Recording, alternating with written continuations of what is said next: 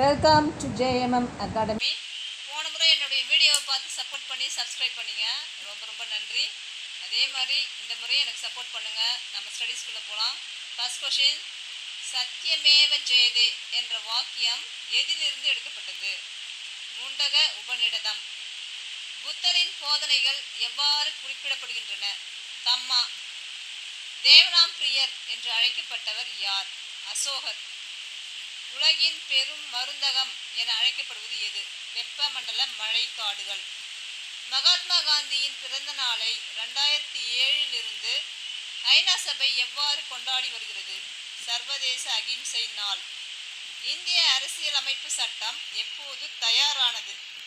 1949 November 26. சிவகங்கையின் ராணி யார்? வேலுநாச்சியார்.